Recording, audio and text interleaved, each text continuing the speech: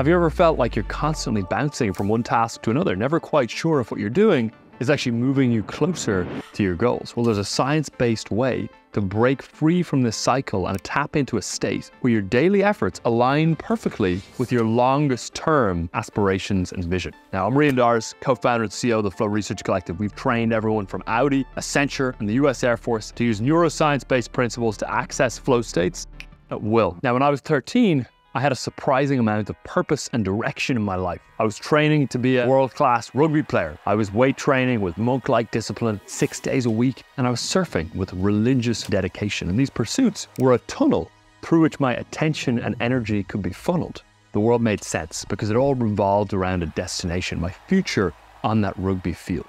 Then everything changed. A head injury nearly killed me. For a year, I couldn't get out of bed. There would be no more rugby, no more surfing.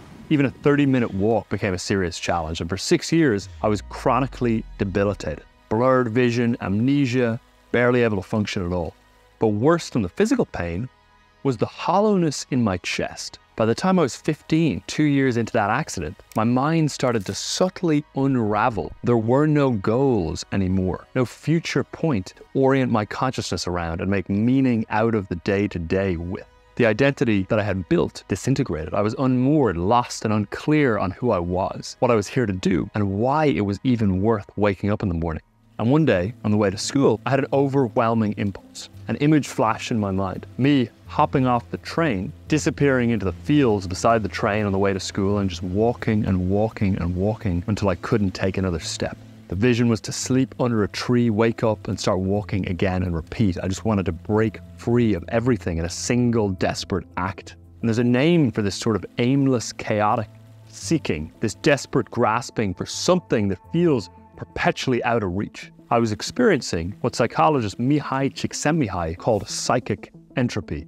Now, psychic entropy refers to the natural tendency of our consciousness to drift into a state of disorder, chaos, and even despair if it is left unstructured. Csikszentmihalyi argues that psychic entropy is not just a temporary state, it's actually the human mind's default setting.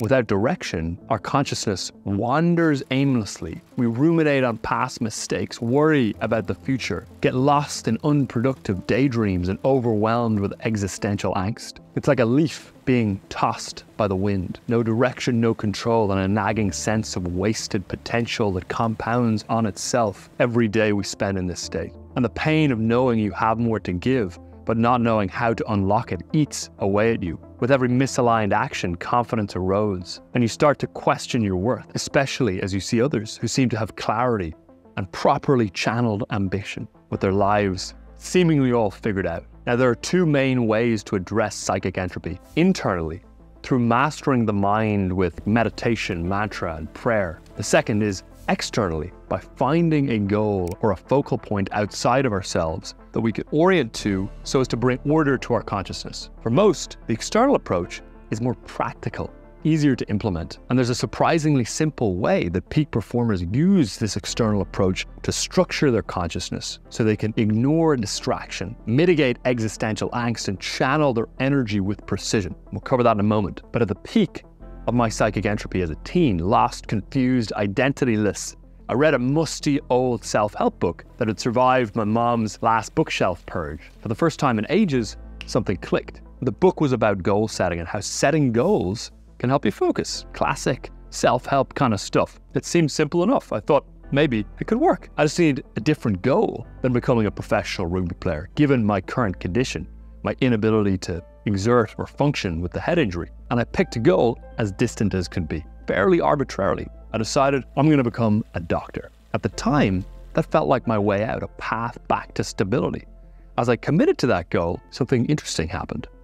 The chaos in my mind slowly began to recede. As this sense of purpose, this desire to become a doctor increased, my conscious experience became increasingly harmonious. I studied harder. I ate healthier so that I could study better. I became more selective with who I spent time with. I even slept more diligently, with all of my behavior starting to recalibrate with intentionality around this goal. Each chunk of previously disorganized experience in my day started clicking into place, orienting toward this North Star of eventually becoming a doctor. I had discovered the surprisingly simple way all peak performance structure their consciousness and bring harmony to the human condition, as articulated by Mihaly Csikszentmihalyi decades ago. And it's called becoming goal-directed.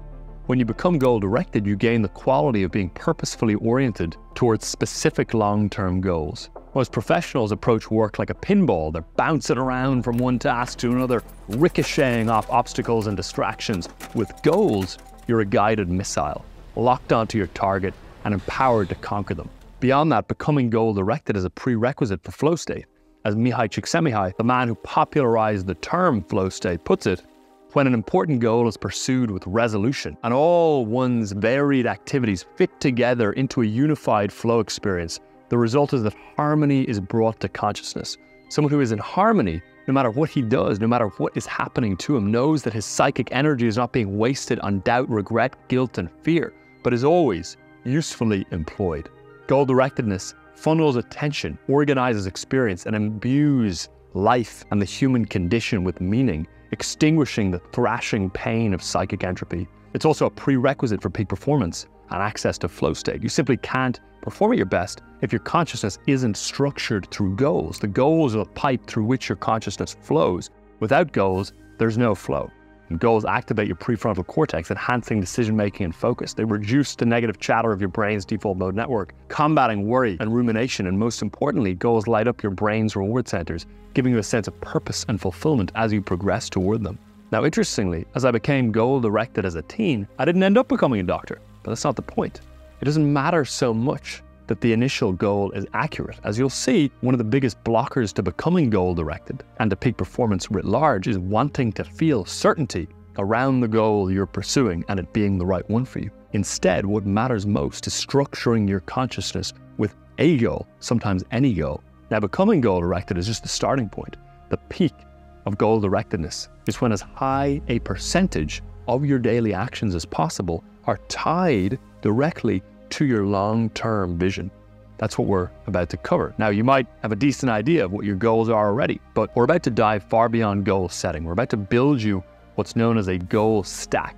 The goal stack involves you building out direction and goals all the way up from an unattainable, infinite purpose down to what are called goal-directed actions that you'll execute on a weekly, daily, hourly, even minute-to-minute basis. I've put together a free guide that reveals the 3 key pillars of becoming goal-directed so you can access flow state more regularly and boost your performance. To access the free guide, just click the link in the description below and you'll be able to download it right away.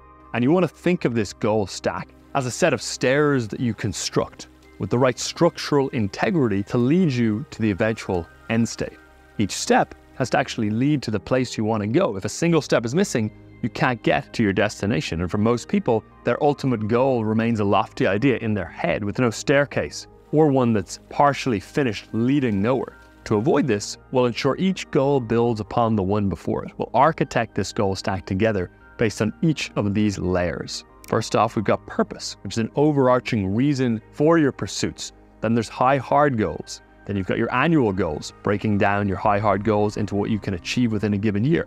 We've got quarterly goals, there's monthly goals, and then weekly goals. And then, of course, we have to execute these on a daily basis. Now, don't worry if this seems a little overwhelming. I'm going to take you through it step by step and show you how to actually construct this so you can become goal-directed so that you're always living and working in a way that's on track towards your greatest goal. This brings us to the first preliminary step for building your goal stack, which is to expand your possibility space. Now, growing up in Ireland, my little brother Caelan and his friends shared a passion for rugby. They were equally skilled, but as they grew, their paths took wildly different turns. One of the boys set his sights high. He wanted to play for his local county team. Given his skill, he believed this was possible and he trained accordingly, following a standard regimen and playing in local leagues. His actions aligned with his belief, and he achieved his goal of making the county team. The other boy dreamed even bigger. He told the other 2 boys that he planned to play for the provincial team. He knew it would take much more practice, but he believed it was possible, so he sought out better training. He traveled further for tougher competition. He invested his savings in higher quality equipment, all thanks to his expanded thinking, his belief that he could reach the provincial team. But my brother Caelan, he was a little different. As an 8-year-old, he didn't just dream of county or provincial glory. He saw himself captaining the Irish national team, even competing in the World Cup. It was a ludicrous goal for a little kid. Kind adults would dismiss with a condescending smile. But because he believed this seemingly impossible future was possible, he didn't just train harder, he uprooted his life, taking actions that the other two boys would never have even conceived of as worth taking or possible to take. Caelan sought out legendary coaches and pushed his body to the limit. His expanded belief in what was possible led him to Blackrock College, a renowned institution known for producing elite rugby talent. Without this expansive belief, Caelan wouldn't have taken these actions. He easily could have peaked playing rugby against his friends or the local team. He simply wouldn't have seen any other option as viable. And years later, as I watched Caelan lead the Irish national team and play in Paris for the Rugby World Cup, I marveled at the width and expansiveness of his conviction and how it had led him to this point. He had turned an improbable goal into a reality. And it struck me that these three boys all started with the same raw skill.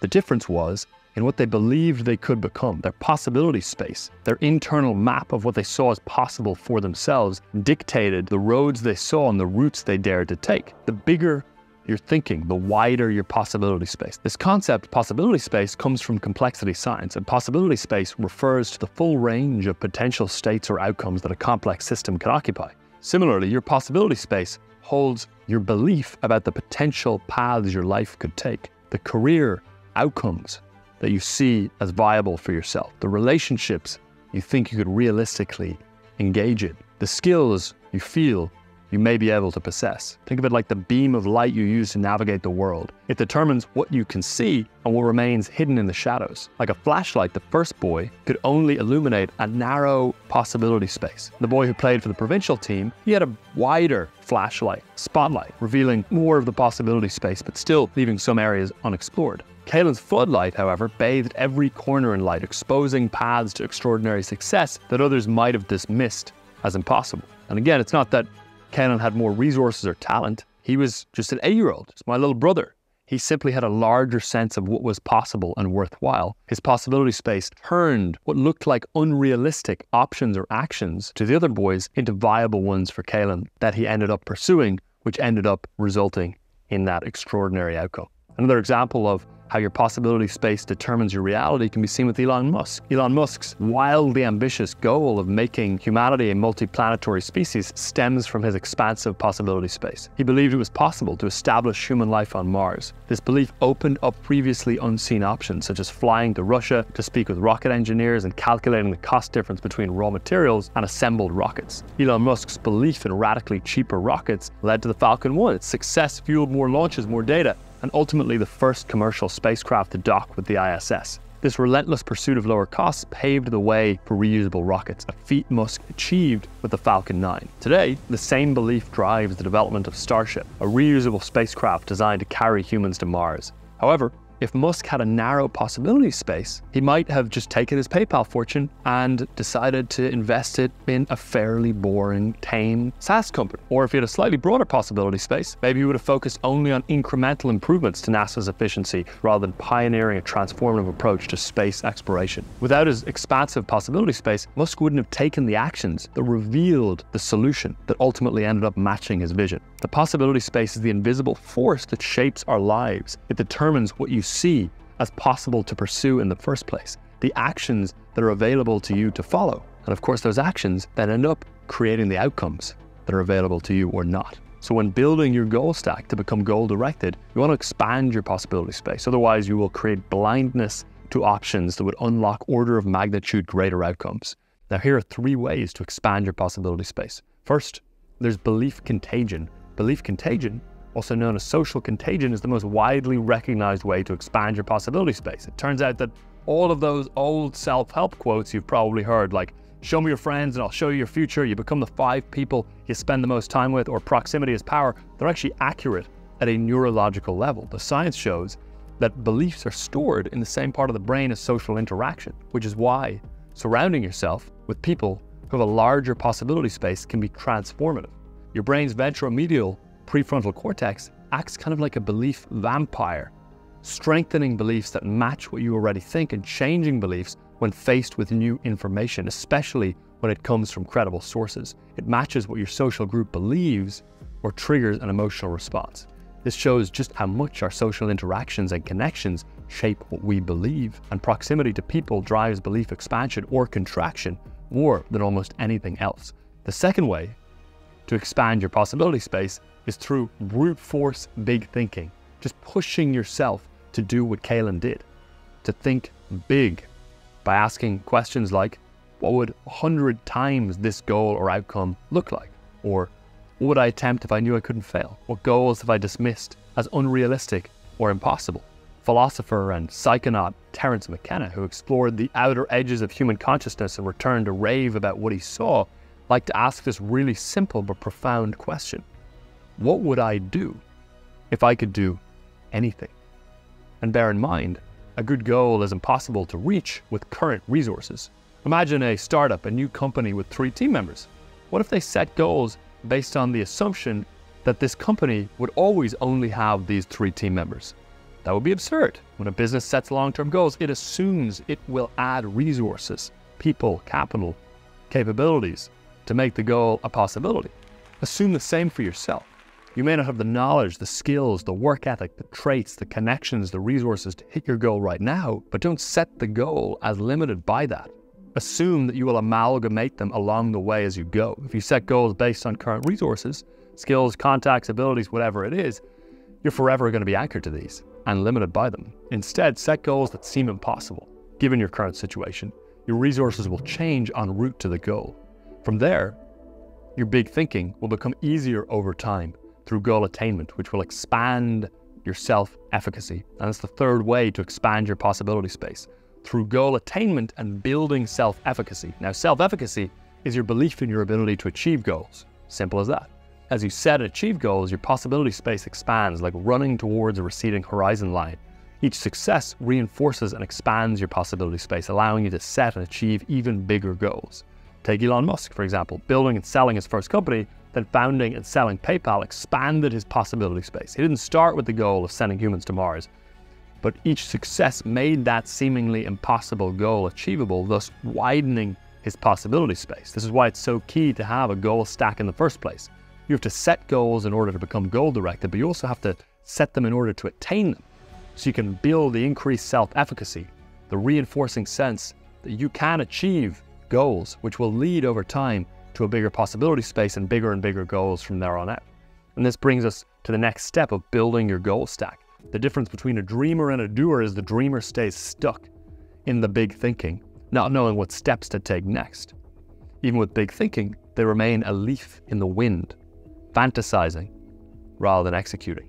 One of the main reasons dreamers don't achieve their goals is that the goals weren't reverse engineered such that there's alignment between your minute-to-minute actions and your decade-to-decade vision. The goal-directed doer bridges this gap by reverse engineering goals.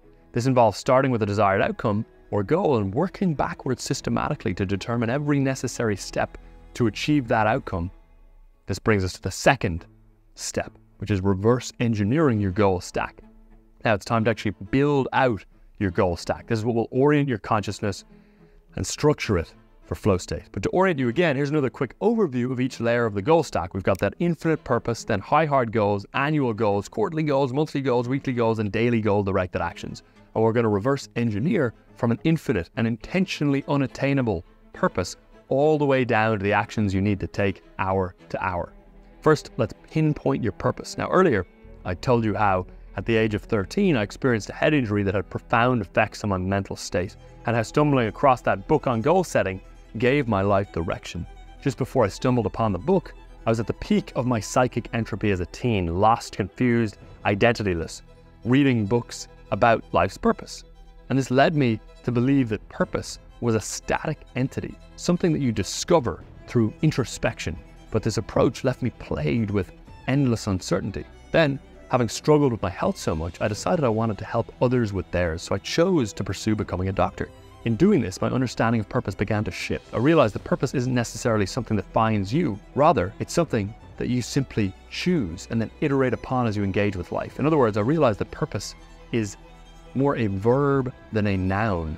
It's something you do, not something that you have. I didn't need to find it in a treasure chest lying deep in my psyche. It's subject to constant revision and may change with the seasons of life. It's not something to overly identify with or even get overly anchored to. It's a functional tool. So instead of finding my purpose, I realized that I could just pick a problem.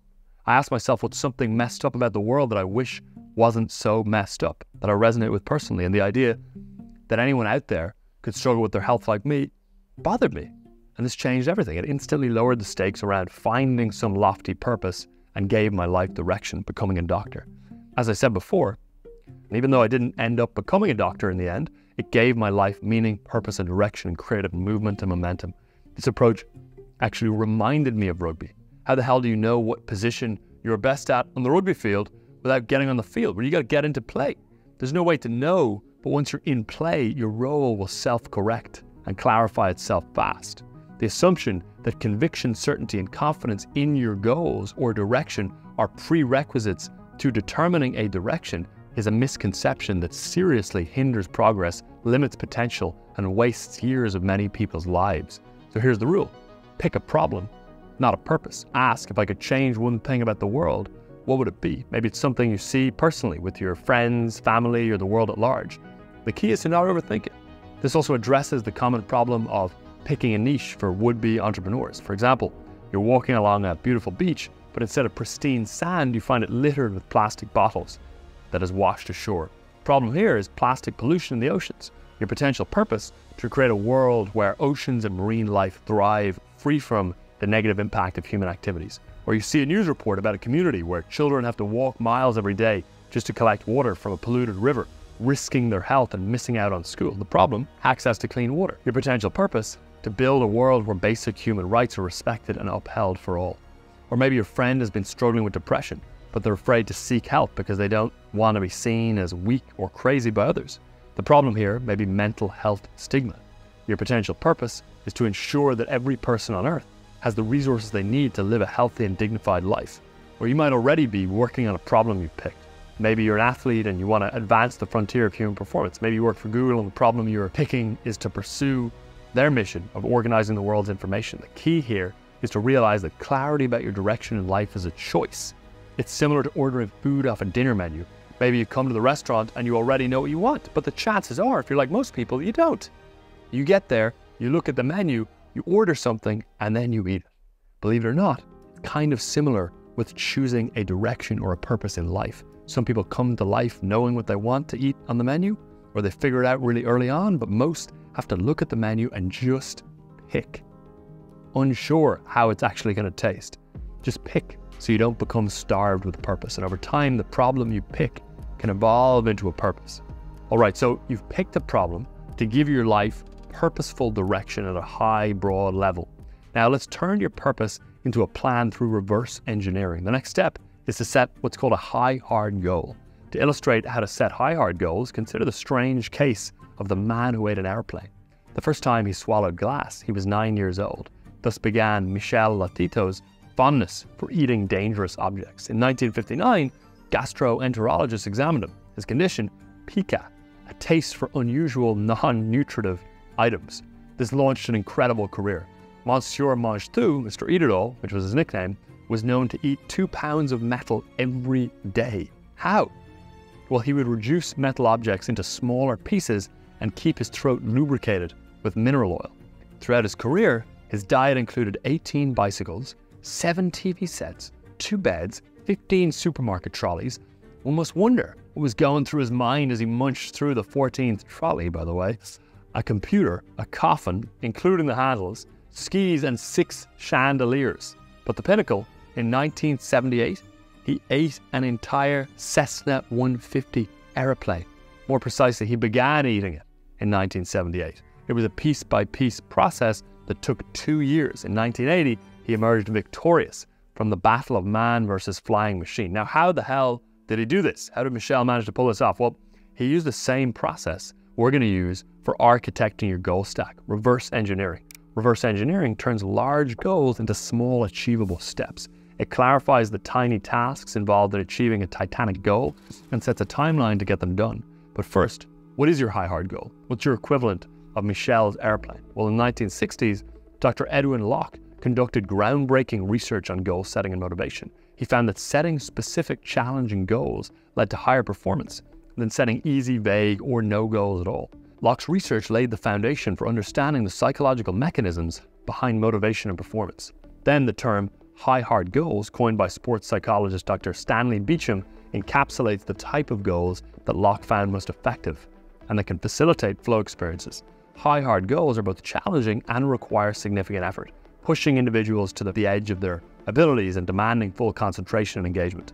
A high hard goal is an ambitious long-term objective that takes 1 to 5 years to achieve. High hard goals force you to grow and develop new skills. When you pursue high hard goals, you create the conditions necessary for entering flow state and achieving optimal performance. In Michel, Mr. Edol's story, Eating the Airplane was the high hard goal. Michel deconstructed the parts of the plane with its subcomponents. Then he started with the most manageable part, ground it down, and then took his first spoonful of lead. You want to do the same with your goals, from aeroplane to spoonful of dust. Now let's ground it with another example. Suppose you want to start a billion-dollar climate tech company.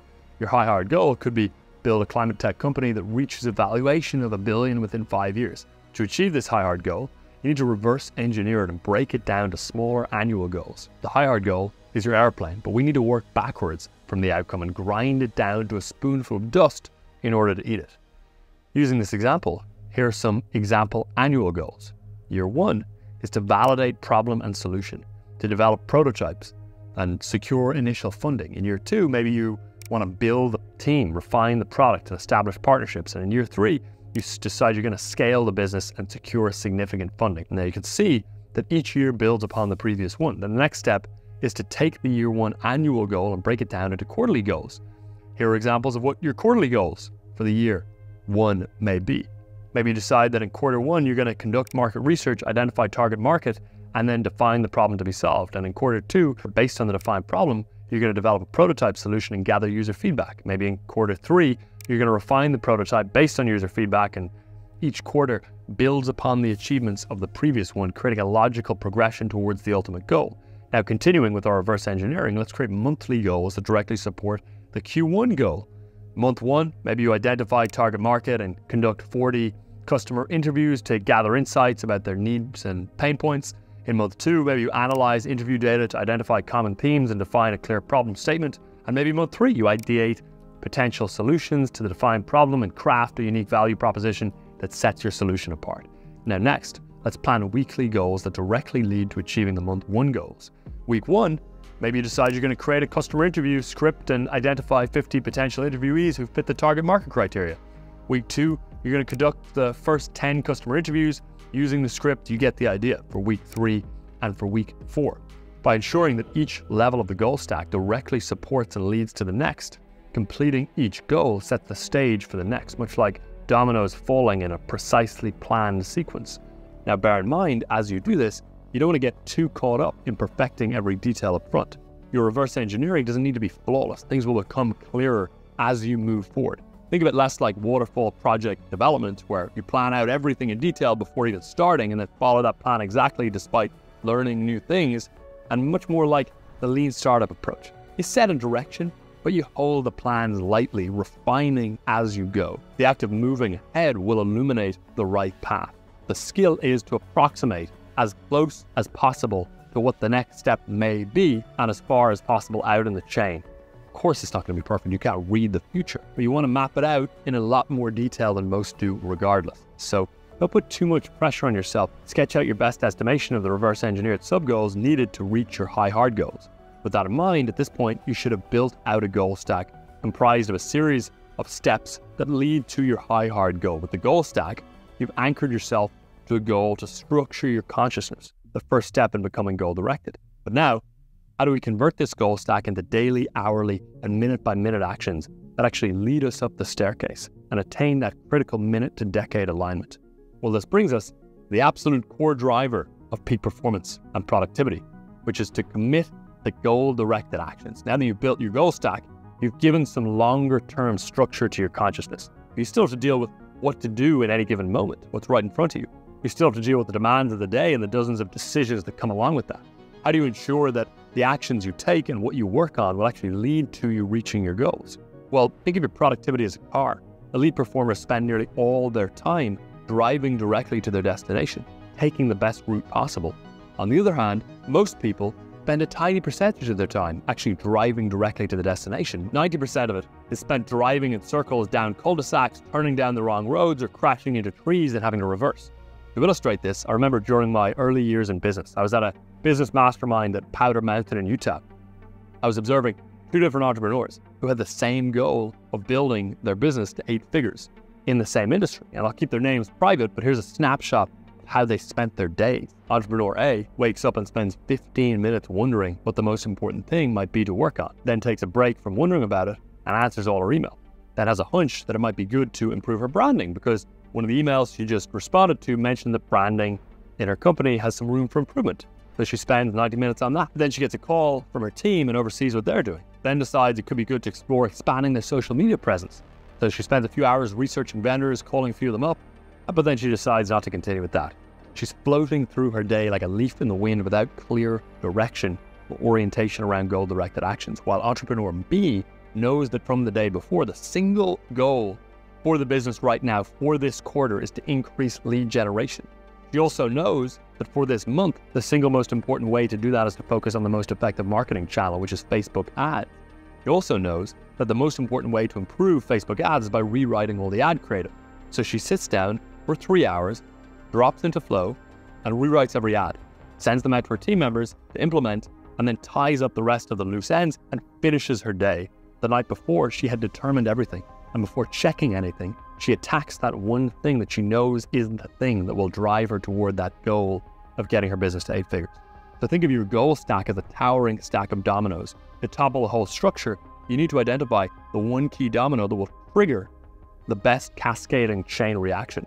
Unlike everyday tasks that keep you busy but not truly progressing, these are the tasks that directly propel you toward where you want to go with maximum speed. These domino toppling tasks are called goal-directed actions. A goal-directed action is simply the action that will progress you more toward a given goal than any other possible action conceivable. It's an action that, when completed, directly brings you one step closer to your hard goal, or whatever goal it is that you're pursuing. It's the domino that knocks down the next domino in line most effectively. Tasks that aren't goal-directed action are the equivalent of being hamster on a wheel. There's a lot of activity and movement, but ultimately the hamster isn't going anywhere. Performing goal-directed actions while in a flow state is the cornerstone of peak performance. Now, as you're learning about goal setting, I want to quickly tell you about a goal we have for the channel, which is to get to 1 million subscribers by the end of the year. We're growing rapidly, and we think we're going to be able to do it, but only with your help. And if you're able to help us pull that off, we will release a free chapter of our upcoming book on flow at the end of the year when we hit the 1 million subscribers. Thanks so much for your support. Much love, and go ahead, hit subscribe so we can continue leveling up your ability to access flow state with more consistency and reliability. Once in flow, within a goal-directed action, our productivity and creativity increases. So we are both working on the best possible thing we can work on to lead us directly to the goals in our goal stack, while also in the most effective state of consciousness possible in doing the work. Goal-directed actions also ramp up what's called perceived importance. Perceived importance is the personal significance we assign to an activity. This alters our neurochemistry, increasing dopamine, which heightens your motivation, commitment, and concentration, leading to greater attention paid to the task when you perceive it as more important, which in turn leads to faster entry into flow state. So the more goal-directed your actions are, the greater the dopamine release, the more flow you will get, and the easier it will become to get into a flow state in the first place. And this is much of the reason why we focused on developing a minimum viable purpose by picking a problem within the goal stack. Purpose increases the perceived importance of the task, the meaningfulness of the given goal-directed action, which attracts our attention and drives us into a flow state. At this point, you've grasped the significant impact that goal-directed actions have on entering flow state and boosting your productivity. So how do you know what your goal-directed actions are? Well, that brings us to the last step in becoming goal-directed, which is to separate planning from doing. Most professionals approach their work like shotgunners against a herd of zombies in a video game. They pray and spray in the fray, having to react to every zombie as a matter of life or death. When you become goal-directed, you become more like a sniper. You're high up in the sniper's nest, able to survey the whole landscape on your time with no hurry. You can take a deep breath, hone in, and then bam, knock out the target with maximum efficiency. To move from reacting to deciding, we need to separate planning from doing. each of which require different modes of cognition. Divergent thinking is creative, where we link disparate and far-flung ideas to form something new. Convergent thinking is when our attention narrows in on a single thing. Both states are critical, but they don't blend well together. We want to use one or the other. Diverge when planning, converge when doing. Separating these two brain states through separating planning from doing frees us to act without questioning whether or not what we're about to do is the best thing we could do. Now, according to Dr. Kahneman's dual process theory, our cognition involves two distinct systems: the fast, intuitive system 1 for doing, and the slow, analytical system 2 for planning. Separating planning and doing allows each system to function optimally without interference. And John Sweller's cognitive load theory posits that our working memory has limited capacity, and trying to plan and act simultaneously increases cognitive load, the amount of information we're trying to hold in our minds at any given time, which dramatically impairs performance and blocks flow. Conversely, decreasing cognitive load increases our ability to slide into a flow state.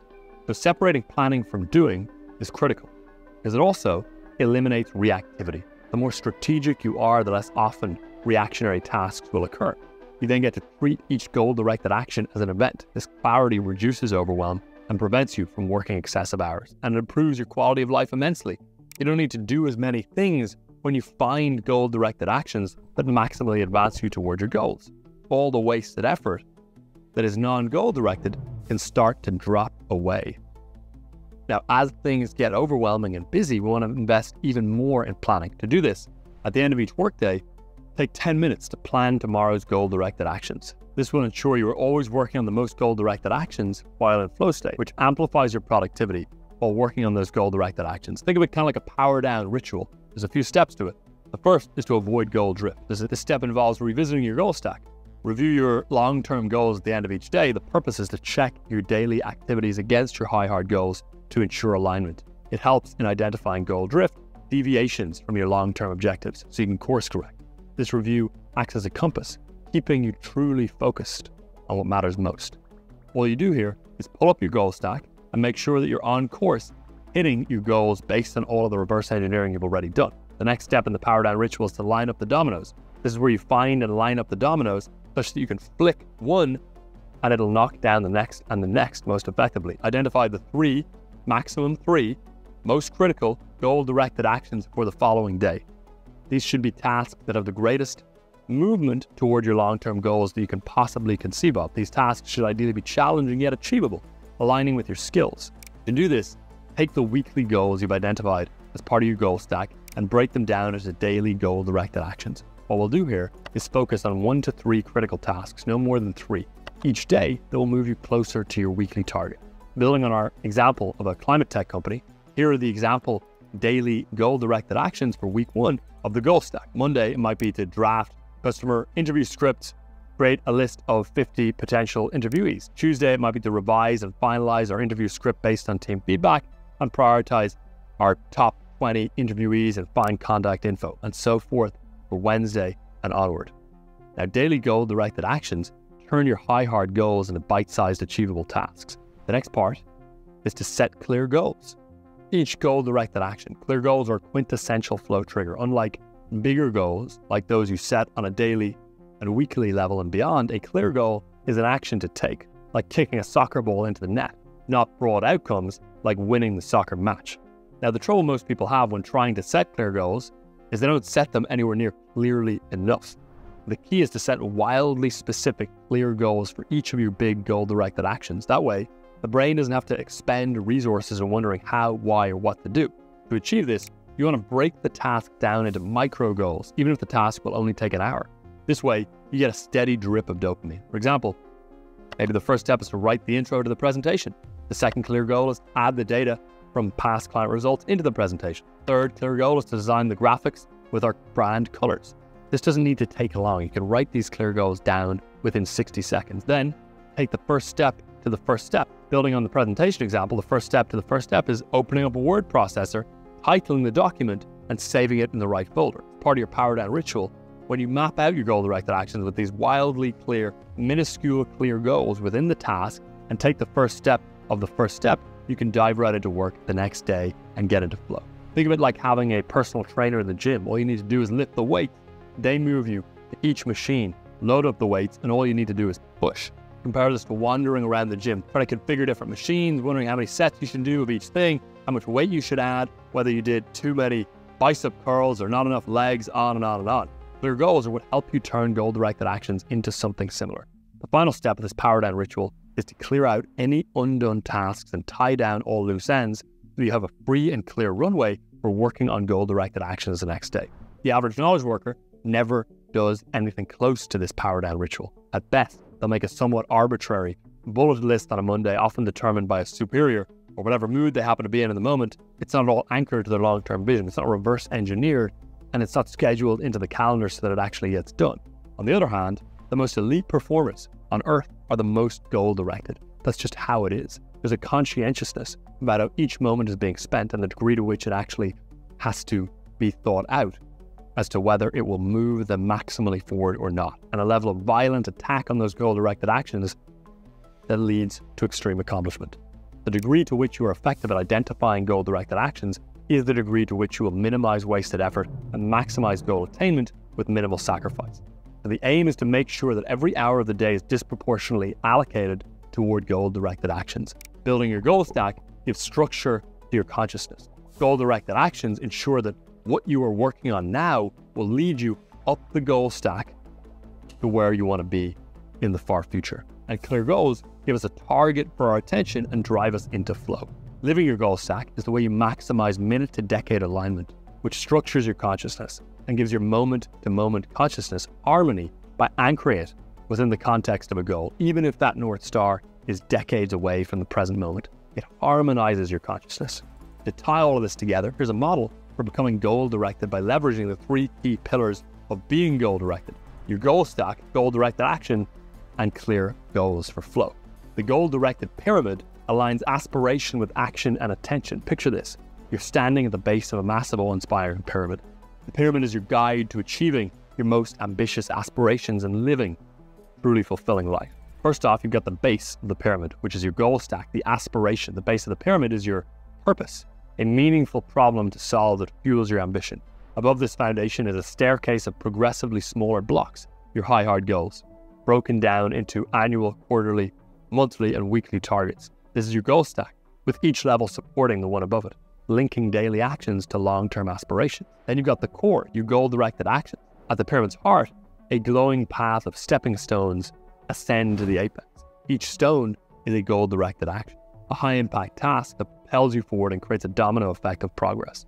The stones shine brightly, contrasting the dimmed surroundings, emphasizing the importance of prioritizing goal-directed actions over less critical activities. And then you've got the summit, your clear goals, attention. At the pinnacle, a focused light beam illuminates the path representing your clear goals, the specific actionable sub-steps for each goal-directed action. This light shows the immediate next action to take, providing exact directions to initiate flow. It symbolizes how clear goals command focus, eliminate ambiguity, minimize distractions, and enable deep concentration. End each day with a power down ritual. Review your goal stack, plan tomorrow's goal-directed actions, and set clear goals. Start each day with your most important goal-directed actions clear, letting clear goals guide you into a flow state. Regularly review and realign actions with aspirations, course correcting as you move forward. Because getting into the deep now through flow requires clarification of the far future. And to build the far future, you need time in the deep now, deep in a flow state, producing your greatest work. The deeper the flow state you experience now, and the more what you work on in that flow state ties to shaping the far future, the more goal-directed you are. It imbues your actions with meaning and responsibility. It's the antidote to apathy, the cure for boredom and anxiety, and revitalizes a directionless life into one of clarity and fulfillment. Now, if you want to take this deeper, there's a way to power up your long-term goals with intrinsic motivators. That way, no matter what kind of external progress you're making towards your goals, you still have unwavering consistency and motivation to keep climbing. Click the video on screen to find out how.